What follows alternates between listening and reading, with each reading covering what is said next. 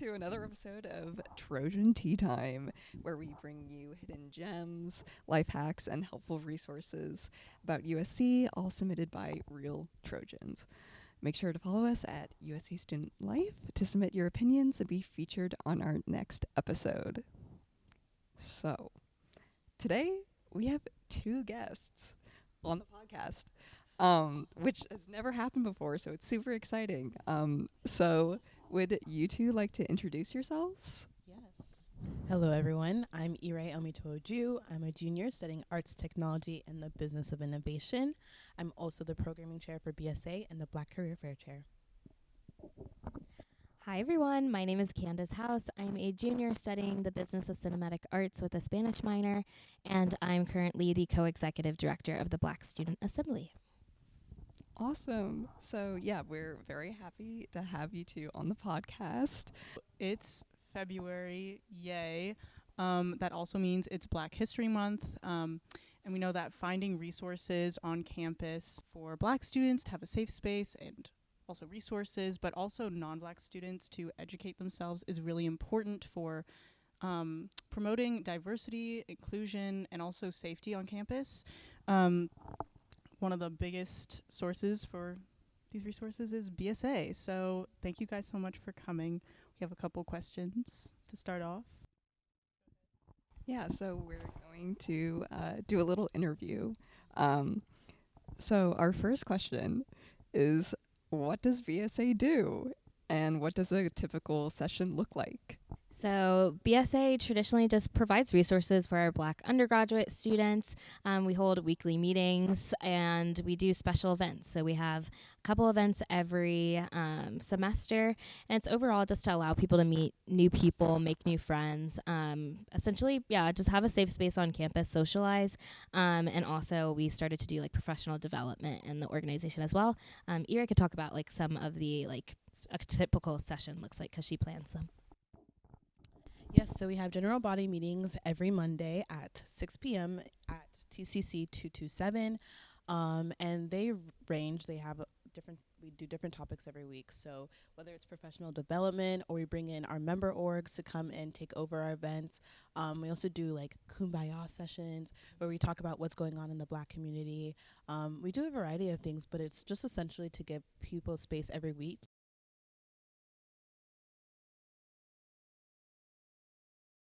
Awesome. Thank you guys so much. Our next question is, what are some of the other organizations and clubs that fall under BSA?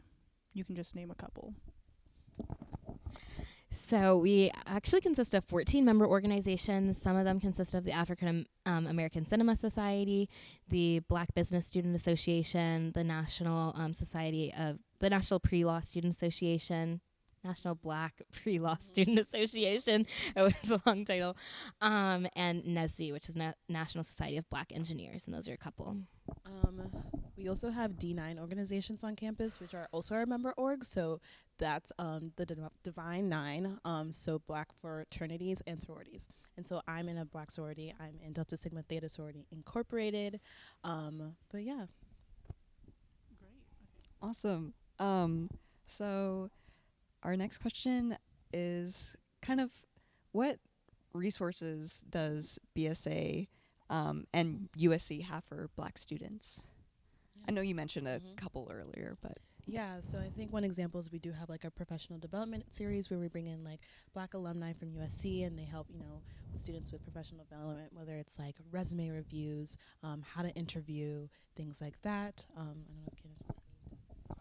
In regards to Black students in general, one big resource is the Center for Black Cultural and Student Affairs. It's in the Student Union, STU 100, if you haven't been.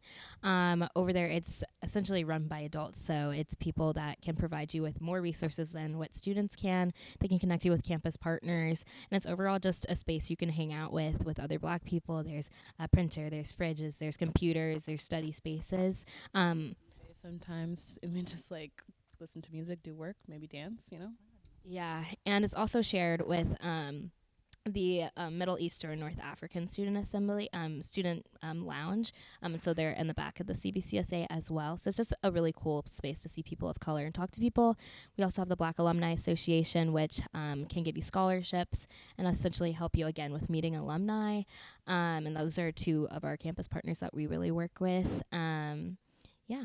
Thank you guys so much. That sounds like a plethora of resources. Thank you so much. Our next question is, for each of you, why do you think it's important for students to have a space like this on USC's campus? Yeah, I mean, USC is a predominantly white institution, and so we are definitely a minority. We are 5.8% of the population here. And so in a school like this, it's important to give students a space where they can see people who look like them, because on a daily basis in the classroom, that's not the case. And why it's important for them to have a space where they can see people who look like them is because it feels safe. You're able to fully be yourself. And like, I don't know, it's beautiful to see. Yeah, I feel like she covered it. But I feel like for me, growing up, I never really felt like I was a part of the Black community back home. And like, I always went to predominantly white schools growing up. And like, I think Ira had the same experience. Like, I would always be the only Black person in my like math class, or be like sometimes feel like the token Black student in my grade because I got like good grades. And so that's specifically why I sought out BSA and like eventually coming president of it. So I feel like it's important to just be around people you will have shared experience with and like shared struggles. And it's just cool to like hear stories of like how you're raised, and you might be raised like in a similar way, just like similar sayings that you might have. Differently too, which is also cool to like learn from people and their own experiences and different experiences. So Yeah, exactly. And especially since we also have a huge international population, there's so many different cultures and so many, the African diaspora is huge. So I just get to meet so many people through BSA. And that's been really cool to just learn about how people were raised and like how people grow up and stuff. So, for Black History Month, what events is BSA putting on, like previously and upcoming?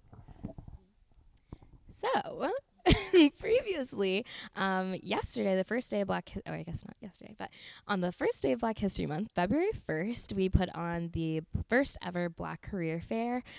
This was planned and created by, I guess, both of us, but it was E-Ray's idea. So we brought in 17 different companies from different industries. yeah, so some of the companies we had were like Sony, Disney, Deloitte, McKinsey, so big names. And the planning took a long time, like since summer, and we had over 500 students registered, which was crazy. That's like crazy. That's amazing. We started to get scared. We're like, and like, yeah, and over 300 attended.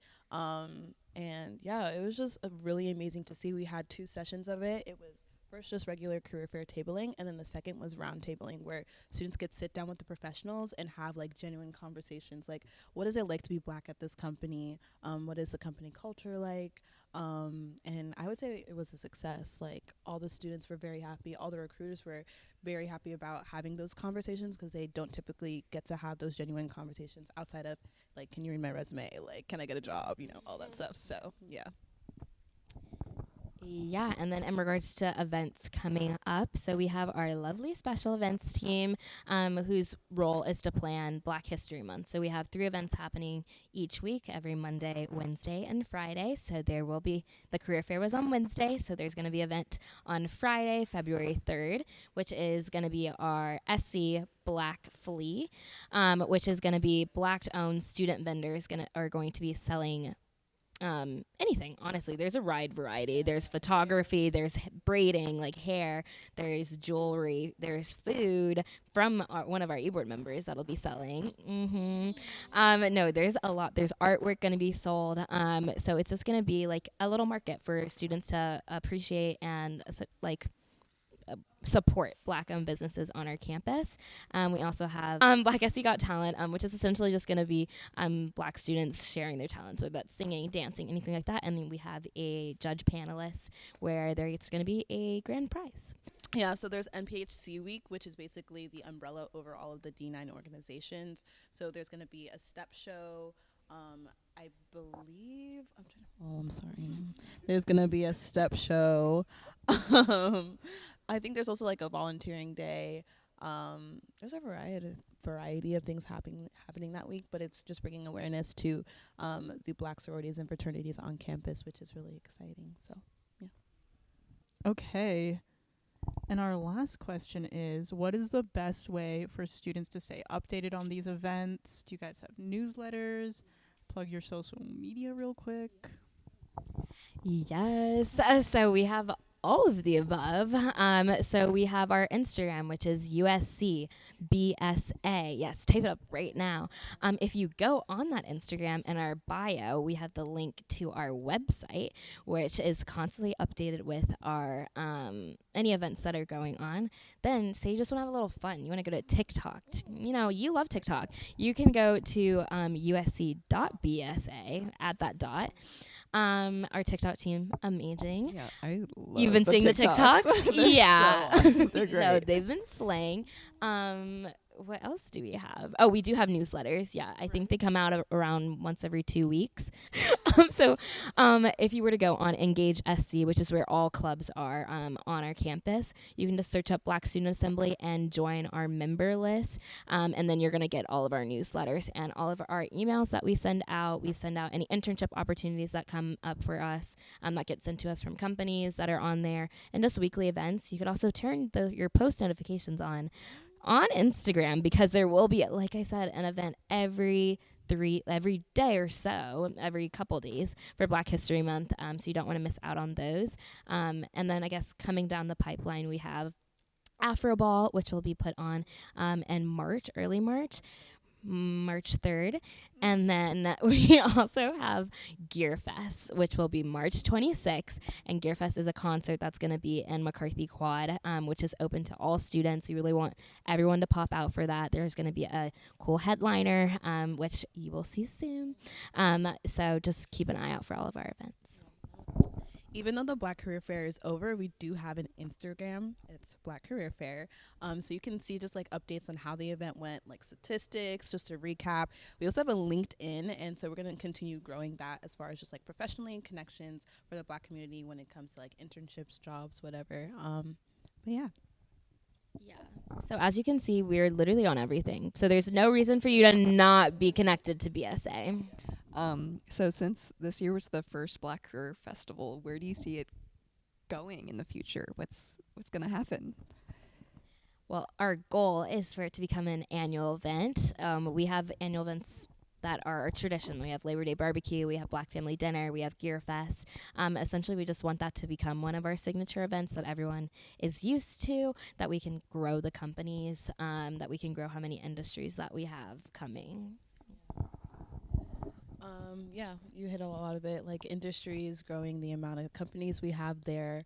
I also think being able to provide our students with more resources, like it'd be cool if we could provide like portfolios for students to keep their like resumes, like help them out more with like professional dress, because that was also a big thing. Like, what am I gonna wear to the career fair? Yeah, just being able to really equip our Black students for their futures and their careers, and yeah. Oh, yeah. Just off of that, some other things that did happen at the career fair is we also had resume review going on, peer resume review, and I think our students really enjoyed that. Some of the tables were full at all times. So, yeah, and we also had headshots being taken for free by a Black photographer, a Black student photographer who's on our e-board, and we also had another person that was a photographer as well. So these are two resources that normally are hard to attain, someone to help you with your resume and get a free headshot.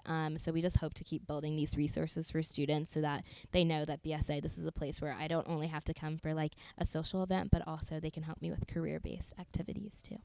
Well, thank you so much for talking about and highlighting the Black Career Fair. It's really cool. This was the first year that it happened.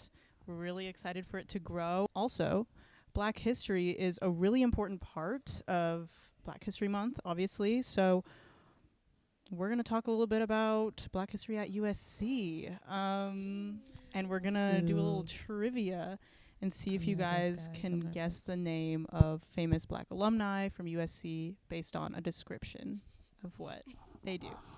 So I'll start with the first I'm one. gonna do bad. Okay. You guys got this. Okay, so this one should be easy. This one is easy. Yeah, Don't worry easy about it. money. We're starting off really easy. Olympic track and field gold medalist, right, who has competed in the 100 meters, 200 meters, and 400 meters. Allison Felix. And she's going to be named after our new track and field stadium. Exactly. So, the description of this next Black alumni. This person is a showrunner, creator, head writer, and executive producer of the television medical drama Grey's Anatomy. It's our girl, Shonda Rhimes. If you're looking for people who need a job, I want one. Our next one, the director of both Creed and Black Panther. Ryan Coogler. That was a tough one. Yeah, it was Yeah, so that one was hard. tough. But thank you guys for playing. That was so fun. You guys did great. Well, thank you guys for coming on the show. Thanks for having us. Thanks for having us. It was really fun learning more about BSA, Black Career Fair, and events happening throughout February for Black History Month. Yeah, thanks again, you guys, for coming. Really appreciate having you. Follow us at USC Student Life on TikTok and Instagram. In our next episode, we're going to ask for your opinions, so be sure to check us out so that you can get featured on our next episode. Yeah, okay, cool. That's it for now.